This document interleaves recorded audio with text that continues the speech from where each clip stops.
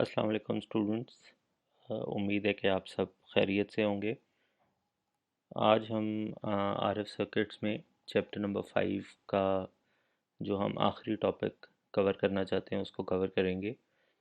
उम्मीद है कि अब तक आपके पास एडीएस का सॉफ्टवेयर इंस्टॉल हो गया होगा और आप लोगों ने चैप्टर नंबर 7 में जो डिज़ाइन असाइनमेंट्स थी यानी एग्जांपल्स थी और एक डायरेक्शनल कपलर की आपको मैंने असाइनमेंट दी थी, वो आपने करना शुरू कर दी होगी।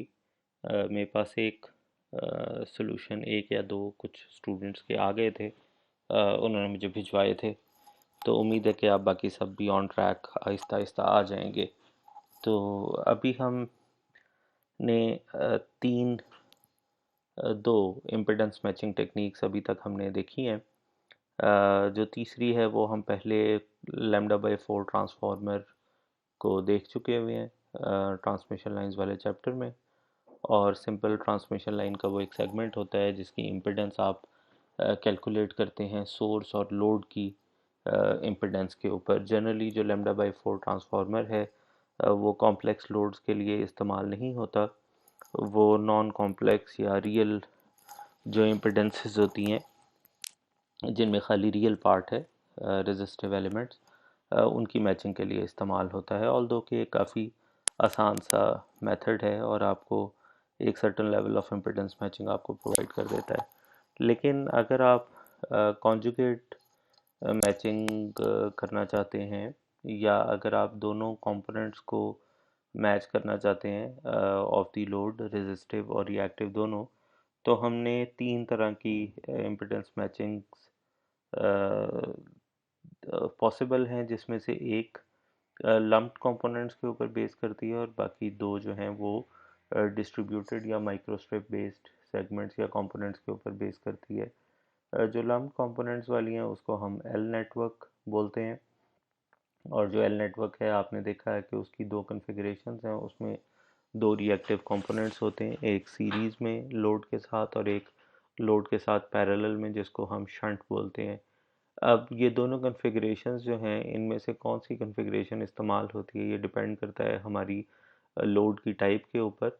और एक रूल ऑफ थंब ये है कि अगर हमारा जो आर एल है जो कि लोड की रियल रेजिस्टिव वैल्यू है, अगर वो वैल्यू ग्रेटर देन हो जेड नॉट से, जो कि हमारी करेक्टरिस्टिक इम्पिडेंस है, तो हम एक तरह का नेटवर्क इस्तेमाल करते हैं। और अगर उसकी वैल्यू छोटी हो तो फिर हम दूसरी तरह का नेटवर्क इस्तेमाल करते हैं। इस चीज़ को हम स्मिथ चार्ट पे भी एनालाइज कर सकते हैं कि हम अपने लोड को नॉर्मलाइज करते हैं with respect to characteristic impedance, उसको स्मिथ चार्ट पे प्लॉट करते हैं। अगर वो यूनिटी सर्कल के अंदर आता है तो कन्फिग्रेशन नंबर ए या 1 इस्तेमाल करते हैं, और अगर वो बाहर आता है यूनिटी सर्कल से तो उसको हम दूसरी कन्फिग्रेशन इस्तेमाल करते हैं। उसके बाद हमने ये देखा कि जो लम्प्ड कंपोनेंट्स हैं इसका डिसएडवांटेज ये है कि जैसे जैसे हम हाई फ्रीक्वेंसी के ऊपर जाते हैं तो हमारे जो लम्प्ड कंपोनेंट्स हैं उनको बनाना मुश्किल हो जाता है। हमारे पास physical practical lumped components available नहीं होते to implement the required impedance matching network. लेकिन वहाँ पे हमारे पास आसानी ये होती है कि हम माइक्रोस्ट्रिप कंपोनेंट्स को इस्तेमाल कर लेते हैं, माइक्रोस्ट्रिप सेगमेंट्स को इस्तेमाल कर लेते हैं। तो उसके अंदर हमने जो सबसे पहली इम्पिडेंस मैचिंग टेक्निक देखी थी वो थी हमारे पास सिंगल स्टब मैचिंग। और सिंगल स्टब में हमारे पास एक स्टब होता है, बेशक वो सीरीज़ में हो सकता है, बेशक वो पैरेलल में हो सकता है। और जो दो पैरामीटर्स हैं जो कि लोड इम्पिडेंस के साथ हमारे ट्रांसमिशन लाइन को मैच करते हैं वो है, नंबर 1 है distance of the stub from the load and number 2 है length of the stub itself. तो डी और एल ये दो हमारे पास पैरामीटर्स हैं जो कि हमारी इम्पिडेंस को सेंटर 50 ओम्स के ऊपर, centre of the Smith chart के ऊपर ले आते हैं। सीरीज़ कन्फिग्रेशन भी पॉसिबल है, शंट या पैरेलल कन्फिग्रेशन भी पॉसिबल है। स्टब की जहाँ तक बात है तो शॉर्ट सर्किट स्टब भी पॉसिबल है और ओपन सर्किट स्टब भी पॉसिबल है। एक इम्पॉर्टेंट बात हमने जो देखी थी वो ये देखी थी कि क्यों स्मिथ चार्ट सोल्यूशन जब हम इम्प्लीमेंट करते हैं तो हमारे पास टू सेट ऑफ सॉल्यूशंस आते हैं। क्योंकि हमने यूनिटी सर्कल को एक से ज़्यादा जगह पे क्रॉस कर सकते हैं while we are moving towards the generator और अवे फ्रॉम द जनरेटर, जो भी कॉन्फ़िगरेशन आप इम्प्लीमेंट कर रहे हैं। तो हमारे पास एक से ज़्यादा सॉल्यूशंस आते हैं, तो उन दोनों में से कौन सा सॉल्यूशन हमारे लिए प्रेफरेबल है, ये डिपेंड करता है कि जो रिजल्टिंग सॉल्यूशन है उसमें ट्रांसमिशन लाइन की लेंथ्स क्या आती हैं, डिस्टेंस की क्या वैल्यू है और ट्रांसमिशन लाइन की लेंथ क्या है। और हमने ये देखा था कि अगर if you have to choose from two solutions, तो इसका एक तो तरीका ये है कि आप दोनों सॉल्यूशंस को इम्प्लीमेंट करें और देखें कि किसकी बैंडविड्थ ज़्यादा है। जिसकी बैंडविड्थ ज़्यादा हो उसको आप इम्प्लीमेंट कर लें। लेकिन अगेन वहाँ पे भी हमारे पास एक रूल ऑफ थंब था कि the solution which has smaller lengths of the stub and smaller distance of the stub from the load, तो उसको आप सेलेक्ट कर सकते हैं। यानी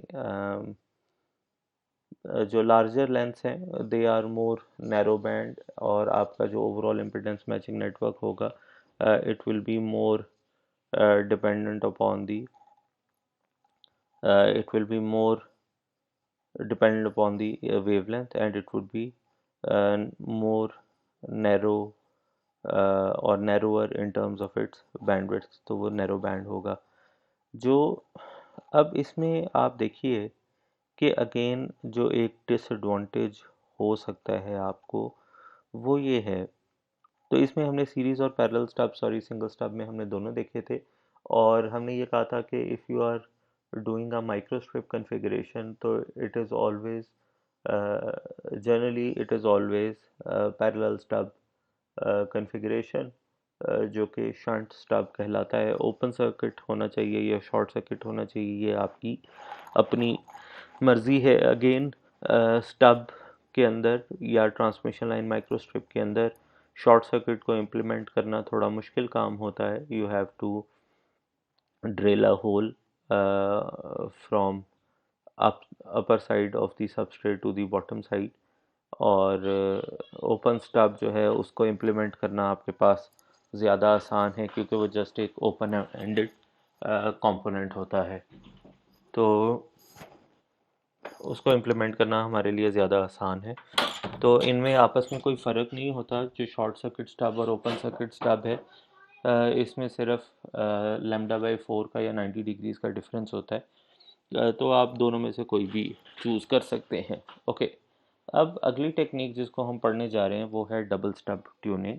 और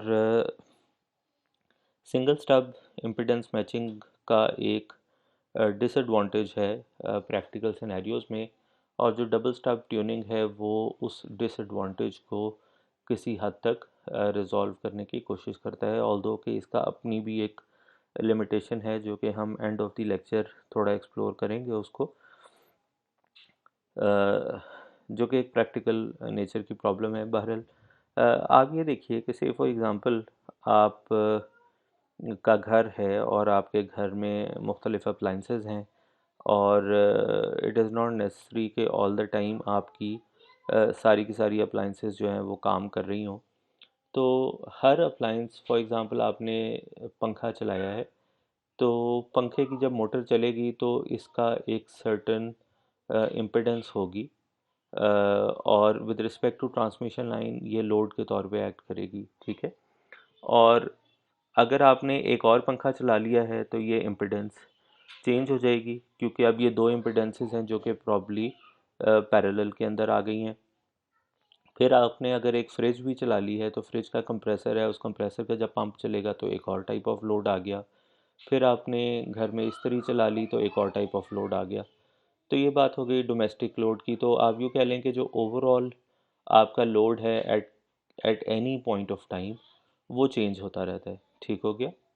इसी तरह से आप अगर फॉर एग्ज़ाम्पल किसी कमर्शियल एप्लीकेशन की बात करें, से for example you are working in a factory, तो उस फैक्ट्री के अंदर you have a lot of machines, you have a lot of motors, और डिफरेंट टाइम के ऊपर डिफरेंट टाइप्स ऑफ मशीन्स या मोटर्स चल रही होंगी। और जैसे जैसे आप डिफरेंट मशीन्स को रन करेंगे, तो आपका जो ओवरऑल लोड है वो चेंज होता जाएगा। यानी कहने का मतलब ये है कि इन प्रैक्टिकल सिनेरियोज जो हमारा लोड है, end point load, there are lot of scenarios जब ये स्टैटिक नहीं होता, डायनामिक होता है। अब आप अगर सिंगल स्टब को देखिए, तो सिंगल स्टब के अंदर जो दो पैरामीटर्स हैं जो कि लोड को कंपनसेट करते हैं, वो एक है डिस्टेंस और एक है लेंथ ऑफ द स्टब। ठीक हो गया। अब ये जो लेंथ ऑफ द स्टब है, इसको फिर भी आप किसी तरह से वेरिएबल कर सकते हैं, specially if you are using a short circuited stub. वो किस तरह से for example you have two conductors और आप इसके दरमियान में एक रॉड अटैच कर देते हैं ताकि वो इसको शॉर्ट सर्किट कर दें। अब अगर आप इस शॉर्ट सर्किट स्टब की लेंथ को वेरी करना चाहते हैं by two compensate a changing load, तो आपको सिर्फ ये काम करना होगा कि ये जो रेल है या जो लाइन है, जो रॉड है जिसके साथ आपने इसको शॉर्ट किया है, आप उसको मूव करके कभी आगे ले जाएंगे, फिर आप उसको मूव करके कभी पीछे ले आएंगे, तो इससे आपका जो स्टब है उसकी लेंथ कम या ज़्यादा हो जाएगी। लेकिन जो ये पैरामीटर है, जो डी है विच इज़ द डिस्टेंस, इसको आप चेंज नहीं कर सकते, क्योंकि जनरली ये जो आपने स्टब लगाया है ट्रांसमिशन लाइन के साथ, ये एक इन्वेजिव मेथड से है। मसलन आपने तार को छील के यहाँ पे कोई जोड़ डाला होगा, ठीक है, और डिफरेंट पॉइंट्स पे आपको उस तार को छीलना बार बार, और इस टब को आगे या पीछे करना आपके लिए आसान नहीं होगा।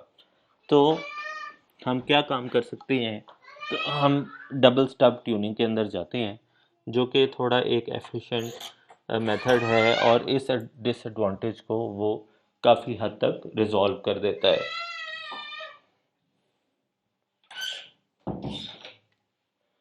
अब आप अगर डबल स्टब ट्यूनिंग को देखें, तो डबल स्टब ट्यूनिंग किस तरह से इस डिसएडवांटेज को रिजॉल्व करती है या किस तरह से इस इशू को सॉल्व करती है। उसमें ये होता है कि हमारे पास दो स्टब्स होते हैं एक स्टब की बजाय, ठीक है, और ये जो दो स्टब्स हैं ये फिक्स्ड डिस्टेंस के ऊपर होते हैं, इनके डिस्टेंस को वेरी नहीं करना होता आपने, और सिर्फ आप करते ये हैं कि इन दोनों स्टब्स की जो लेंथ है, एक स्टब की लेंथ एक पैरामीटर को सॉल्व करती है और दूसरे स्टब की लेंथ दूसरे पैरामीटर को सॉल्व करती है। तो जो इसके पॉइंट ऑफ कांटेक्ट हैं विद द ट्रांसमिशन लाइन वो फिक्स्ड है। तो आपको if your load is changing, you do not need to change this position and this position. In other words, you do not need to incorporate, you do not need to vary the distance between the two stubs। ये parameter क्या है, क्या इस parameter का कोई ताल्लुक है with that of the overall load, वो हम आगे जाके थोड़ा सा देख लेते हैं। तो आपको if the load is changing, the only thing that you need to do is कि it's better to use short circuited stubs यहाँ पे भी और यहाँ पे भी, and you would only be changing the overall length by moving a connecting rod, जो कि आपने यहाँ पे कनेक्ट किया है उसको आप आगे लेके जाएंगे तो लोड छोटा हो जाएगा, यानी ओवरऑल स्टब छोटा हो जाएगा। अगर आप उसको पीछे लेके आएंगे तो ओवरऑल स्टब बड़ा हो जाएगा, और यही काम आप दोनों स्टब्स के साथ कर सकते हैं, ठीक है। तो ये बात यहाँ पे भी लिखी हुई है कि this makes it possible to change the load and still achieve a matching by changing the stub length only. ये नॉट जो है वो मैंने इसके लिए किया हुआ था, तो इस नॉट को भी यहाँ से काट देना चाहिए। लेकिन एक बात ये लिखी हुई है कि this is not true for all types of loads दो। ये क्या बात है, ये हम अभी थोड़ी देर में हमें ये बात समझ लग जाएगी, ठीक है। एक इम्पॉर्टेंट बात ये है कि जो डबल स्टॉप ट्यूनिंग है इसको हम सीरीज़ के अंदर नहीं देखेंगे, हम इसको शंट में देखेंगे और हम इसको माइक्रोस्ट्रिप कॉन्फ़िगरेशन के हिसाब से देखेंगे। जितने भी स्टब्स हैं उनकी कैरेक्टरिस्टिक इम्पीडेंस जो है वो Z0 ही रहेगी। क्योंकि हम इसको दोनों स्टब्स को शंट स्टब्स कंसिडर कर रहे हैं, तो जो हमारा स्मिथ चार्ट होगा हम उसको इम्पीडेंस की बजाय एडमिटेंस चार्ट के तौर पे ट्रीट करेंगे। और एडमिटेंस चार्ट के तौर पे ट्रीट करने का मतलब ये है कि हम शुरू में नॉर्मलाइज्ड इम्पीडेंस को इम्प्लीमेंट करेंगे, उसको ZL को YL में कन्वर्ट करेंगे, और उसके बाद सारी की सारी जो वर्किंग होगी वो सारी की सारी वाई डोमेन में होगी, ठीक है। और वाई डोमेन और जेड डोमेन में स्मिथ चार्ट के ऊपर फ़र्क सिर्फ ये होगा कि जो शॉर्ट सर्किट्स और ओपन सर्किट्स हैं ये आपस में रिप्लेस हो जाएंगे, ठीक है। तो अब बात आ गई इस पॉइंट की कि व्हाट इज़ दिस, ये जो डिस्टेंस है। आप ये देखिए कि जब हमें ये बात पता है कि जो ट्रांसमिशन लाइन है इसका जो रिफ्लेक्शन कोफिशिएंट होता है उसका एक रियल पार्ट होता है और उसका एक, यानी उसको अगर आप पोलर में कन्वर्ट कर लें तो उसका एक मैग्नीट्यूड होता है और उसका एक फेज़ होता है, ठीक है। और जब हम स्मिथ चार्ट के ऊपर अपना लोड इम्प्लीमेंट करते हैं, फॉर एग्जांपल किसी भी पॉइंट के ऊपर जब हम स्मिथ चार्ट के ऊपर लोड इम्प्लीमेंट करते हैं तो हमारा जो V S W R circle होता है वो कांस्टेंट रिफ्लेक्शन कोफिशिएंट का सर्कल होता है, ठीक है। और जैसे जैसे आप उस V S W R circle पे मूव करते जाते हैं तो एक्चुअली आप क्या कर रहे होते हैं कि रिफ्लेक्शन कोफिशिएंट के फेज़ को चेंज कर रहे होते हैं, ठीक है। तो अब आप ये देखिए कि हमारे पास ये जो डिस्टेंस बिटवीन टू स्टब्स है ये एक्चुअली हमारी रिक्वायरमेंट क्या है कि हमारे पास स्मिथ चार्ट के ऊपर दो यूनिटी सर्कल्स होने चाहिए। एक स्टब लेंथ हमारे पास कब आएगी, जब हम इसको यूनिटी सर्कल वन के ऊपर लेके आएंगे, और दूसरी स्टब लेंथ हमारे पास कब आएगी जब हम इसको यूनिटी सर्कल टू के ऊपर लेके आएंगे। अब स्मिथ चार्ट में यूनिटी सर्कल तो एक ही होता है जो कि यहाँ पे एग्जिस्ट कर रहा होता है, ठीक है।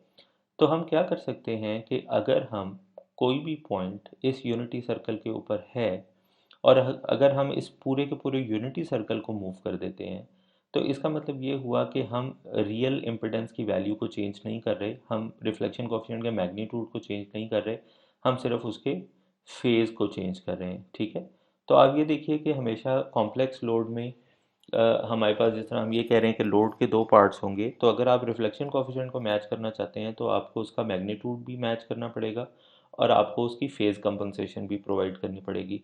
तो ये जो rotation of the unity circle है जो कि एक्चुअल में रिफ्लेक्ट होती है ट्रांसलेशन ऑफ टू स्टब्स या डिस्टेंस बिटवीन टू स्टब्स, ये आपकी अपनी मर्ज़ी की बात है कि आप इन दोनों स्टब्स को कितना अवे रखना चाहते हैं, ठीक है। इसकी एक जो अवे रखना है, एक इसका सिलेक्शन पैरामीटर ये हो सकता है कि जी दोनों स्टब्स इतना दूर हों कि इस स्टब की इस स्टब के साथ आपस में कोई कपलिंग ना आए, ठीक है। अगर ये दोनों ट्रांसमिशन लाइंस बहुत करीब करीब होंगे तो ये दोनों आपस में एक दूसरे के साथ कपल करना शुरू कर देंगे, जिस तरह आपने कोप्लेनर लाइंस में देखा है। तो एक पैरामीटर तो ये हो सकता है। तो जनरली ये पैरामीटर वेरिएबल नहीं होता, आप इसको फिक्स्ड रखते हैं, लेकिन यही पैरामीटर है जो इवेंचुअली ये डिसाइड करता है कि आप किस तरह के लोड्स को इससे ट्यून कर सकते हैं और किस तरह के लोड्स का इसके ऊपर कोई ट्यूनिंग मेथड एग्जिस्ट नहीं करता, ठीक है। तो ये अब हम इसको थोड़ा सा देखना शुरू कर देते हैं। तो हम एक इसका इम्प्लीमेंटेशन सिनेरियो देखते हैं और अगर यहाँ पे हमारे पास उन्होंने कुछ एग्जांपल अगर दी हुई है तो कुछ एग्जांपल नहीं है लेकिन सॉल्यूशन मेथड हमें बताया गया है और मेरा ख्याल है जो इन्होंने सॉल्यूशन चूज़ किया है उसमें this is I think lambda by 8, more than lambda by 8 actually, हाँ जी मोर देन लैम्डा बाय 8। तो आप ये समझ लें कि this is some distance D जिसके ऊपर ये यूनिटी सर्कल आपने मूव किया हुआ है और ये जो एक सर्कल है this is representing one stub, one of the stubs, and ये वाला जो सर्कल है this is representing another stub, ठीक हो गया। और अगर आप ये देखिए कि इसको रिप्रेजेंट किया गया है y1 से और इसको रिप्रेजेंट किया गया है y2 से, और जो सर्कल की रोटेशन है it, if this is in this direction तो it would be towards the load, and if it is in this direction तो it would be towards the generator, ठीक हो गया। तो by virtue of this, because this unity circle when it is moved in this direction तो actually you are moving toward the load. तो इसका मतलब ये हुआ कि ये वाला है आपका यूनिटी सर्कल, जो रोटेटेड यूनिटी सर्कल है, दिस इज रिप्रेजेंटिंग द, तो you are moving, if you move in this direction then you are moving towards the load. तो जो ये वाला स्टब है which is near the load, that would be on the rotated unity circle. और फिर हम जब इस लोड की इस स्टब की लेंथ को डिटरमिन कर लेंगे एक्चुअली, तो फिर हम दोबारा से इसको रोटेशन दे के वापस अपनी जगह पे लेके आएंगे, और फिर हम दोबारा से इसको इसकी जो लेंथ है, जो ये वाला स्टब है उसकी लेंथ को हम ट्यून करेंगे। तो बहरहाल हम देखते हैं कि ये कैसे कर रहे हैं आप। तो व्हाट्स हैपनिंग इज कि सबसे पहला काम आपने क्या किया कि आपने आपका जो ZL है वो कहाँ पे गया। अच्छा, ZL इन्होंने नहीं दिखाया, लेकिन ZL would be somewhere, this is the centre, तो ZL would be somewhere over here. So what they did was कि they converted into YL, और अब इन्होंने इसको कितना रोटेट किया, इन्होंने इसको इतना रोटेट किया कि somehow ये जो रोटेटेड यूनिटी सर्कल है ये YL के ऊपर YL के अंदर आ जाए। ठीक है, तो सबसे पहले ये जो रोटेटेड यूनिटी सर्कल है इसको हमने कितना रोटेट किया, या हमने दो स्टब्स के दरमियान में कितना डिस्टेंस रखा। एक सिलेक्शन क्राइटेरिया तो मैंने आपको कपलिंग का बताया, लेकिन एक और क्राइटेरिया ये है कि this would be inside this rotated unity circle, तो आपने इसको मूव किया। अब again if you want, because you want to come on the unity circle, so you can move either in this direction or you can move in this direction. Now you have to see कि how much is the value of the length, आप कितनी wavelengths move करेंगे, कितना lambda की length होगी कि आप YL से Y1 के पॉइंट के ऊपर आ जाएं। ठीक है, और जो YL से Y1 की आने की जो मूवमेंट है वो आपको B1 ससेप्टेंस प्रोवाइड करेगी, लेकिन ये आप लेंथ इस तरफ भी ले सकते हैं। तो अगर आप इस तरफ ले रहे हैं तो it would be a smaller stub, अगर आप इस वक्त इस तरफ ले रहे हैं तो it would be a larger stub. ठीक है, तो ये आपको B1 ससेप्टेंस प्रोवाइड करेगी, ये आपको B1 डैश ससेप्टेंस प्रोवाइड करेगी, लेकिन it is not too much of a problem क्योंकि दोनों पॉइंट्स जो हैं वो यूनिटी सर्कल के ऊपर एग्जिस्ट करते हैं। तो जब आपने ये काम कर लिया, now what happens is that you rotate this unity circle. ठीक है, तो यहाँ पे यहाँ से यहाँ तक आने के लिए आपने यहाँ पे जो रिएक्टिव सर्कल है उसके ऊपर आपने मूव करना शुरू कर दिया। You do not need a compass, आपने यहाँ पे मूव करना शुरू कर दिया। लेकिन जब आपने यहाँ से यहाँ अपने यूनिटी सर्कल को मूव करना है, now because it is a circle, तो your vertex would be this centre. तो यहाँ से आप एक प्रकार पकड़ेंगे और इस पॉइंट को उस प्रकार के साथ साथ जब मूव करेंगे तो ये यहाँ पे रिफ्लेक्ट हो जाएगा, और इसी तरह इस पॉइंट को जब प्रकार के साथ मूव करेंगे तो ये पॉइंट यहाँ पे मूव हो जाएगा। तो ये आपका जो रोटेटेड यूनिटी सर्कल है, now it has come Y1 Y2 के ऊपर आ गया और Y1 डैश Y2 डैश के ऊपर आ गया। Now what happens is that you have to come to the centre of the Smith chart. अब आप ये देखिए कि if you want to come to the centre of the Smith chart, तो you need either B2 dash की susceptance या फिर you need B2 की ससेप्टेंस। ठीक है, again because it is a reactive circle, तो ये आपको बता देगा कि यहाँ पे आपके पास क्या वेवलेंथ थी और यहाँ से लेके यहाँ तक आने के लिए आपने कितनी वेवलेंथ ट्रैवल की हैं। ठीक है, ये काम आप सिंगल स्टब ट्यूनिंग में कर चुके हुए हैं। तो तो अब आप देखिए यहाँ पे आपको पॉसिबली ये नज़र आ रहा है कि प्रीवियसली ये वाला जो स्टब था इसकी लेंथ छोटी थी और इस वाले की ज़्यादा थी, लेकिन जब आप यहाँ पे आ गए अब आपको नज़र आ रहा है विजुअली कि जो स्टब इसके साथ आप इम्प्लीमेंट करेंगे उसकी लेंथ बड़ी होगी, और जो स्टब सेकंड स्टब जो आप इसके साथ इम्प्लीमेंट करें उसकी लेंथ छोटी है, ठीक है। तो it is a trade off of यानी एक में ये छोटा है ये बड़ा है, एक में ये बड़ा है और दूसरे वाला छोटा है, ठीक है। तो अगेन आप इन दोनों को इम्प्लीमेंट करके देख सकते हैं कि कौन सा सॉल्यूशन आपको ज़्यादा बेहतर बैंडविड्थ प्रोवाइड कर रहा है, ठीक है। ओके नाउ अब ये सवाल हुआ कि which type of loads are not compensatable with in this. तो आप ये देखिए कि ये जो हमने जब इस यूनिटी सर्कल को रोटेट किया, जितना भी रोटेट किया, जब हमने इसको डी रोटेट किया तो अब आप ये देखिए कि इस रोटेटेड यूनिटी सर्कल के ऊपर जो टेंजेंट सर्कल है इसके अंदर अंदर अगर कोई जेड एल एग्जिस्ट करता है तो उसको आप कंपनसेट नहीं कर सकते फॉर दिस पर्टिकुलर डी। उसकी वजह ये होगी कि अगर इसके अंदर कोई भी लोड होगा, अगर इसके अंदर कोई भी लोड होगा तो उसकी जो एडमिटेंस है वो प्रॉबेबली इसके अंदर लाई नहीं करेगी, ठीक है। आप ये देखिए कि यहाँ पे अगर कुछ होगा because it has to pass through the centre तो वो यहाँ आ जाएगा। अगर कोई यहाँ पे एग्जिस्ट कर रहा होगा तो इसी तरह अगर आप तो ये जो आपका रीजन है this is the forbidden region. और अगर कोई यहाँ पे होगा तो अगेन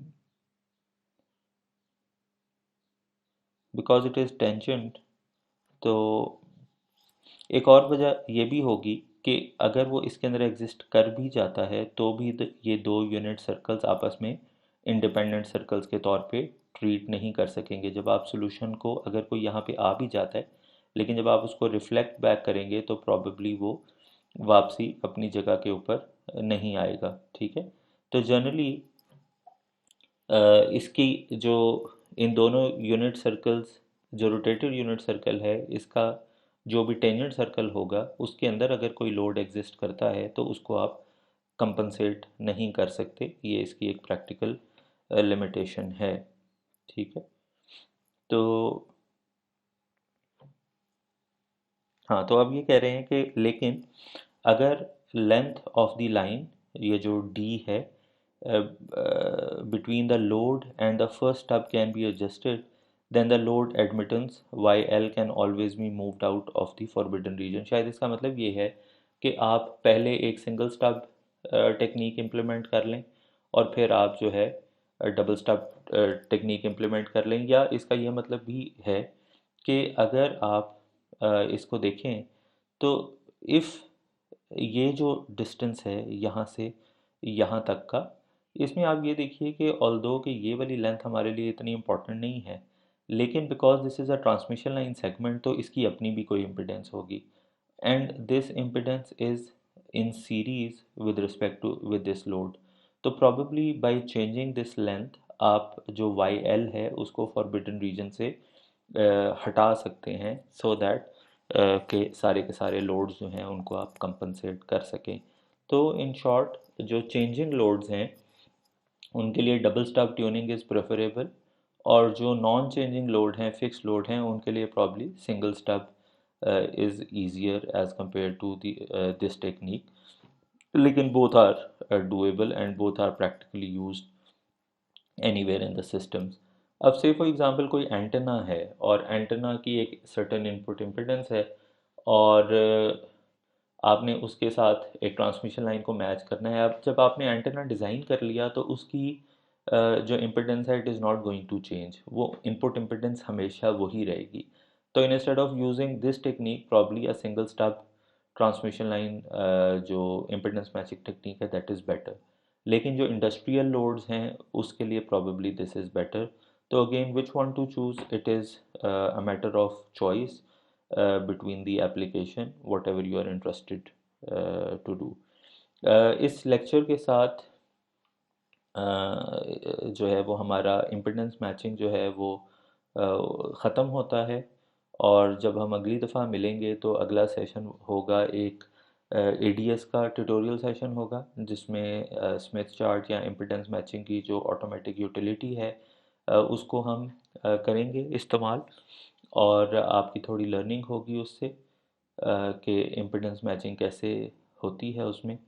तो तब तक के लिए मुझे इजाज़त दीजिए। आप अपना ख्याल रखिएगा, दुआओं में याद रखिएगा, और बिल्कुल एहतियात से रहिएगा, और पाकिस्तान के लिए, अपने लिए, हमारे लिए, सबके लिए दुआ कीजिएगा।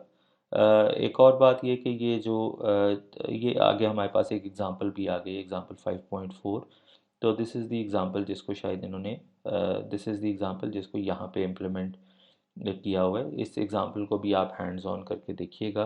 तो यहाँ पे डी की वैल्यू जो है वो λ/8 है, और इसका अगर फॉरबिडन रीजन आपने करना होगा तो it would be somewhere over here, any loads coming with in this would not be doable. तो एक काम करके देखिएगा कि आर्बिट्रेरी लोड यहाँ पे कोई इम्प्लीमेंट यहाँ पे लेके कुछ देखिएगा, और इसको चेक कीजिएगा कि why this is forbidden region, क्या आप इसको मैच कर पाते हैं या नहीं कर पाते। ठीक है।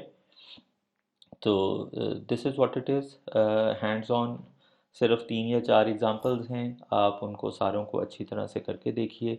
बेशक स्मिथ चार्ट आप रफली हाथ से ड्रॉ कर लीजिए और वैल्यूज़ लेके अपने आप प्रैक्टिस कर लीजिए, या अब कुछ स्टेशनरी की शॉप्स खुल गई हैं तो कुछ स्मिथ चार्ट के बेशक प्रिंट आउट्स ले लीजिए, और इन एग्जांपल्स को लाजमी आप हैंड्स ऑन कीजिएगा, क्योंकि अगर आप प्रैक्टिस नहीं करेंगे तो आपको समझ नहीं लगेगी। तो अपना ख्याल रखिएगा जनाब, बहुत शुक्रिया। अस्सलाम वालेकुम।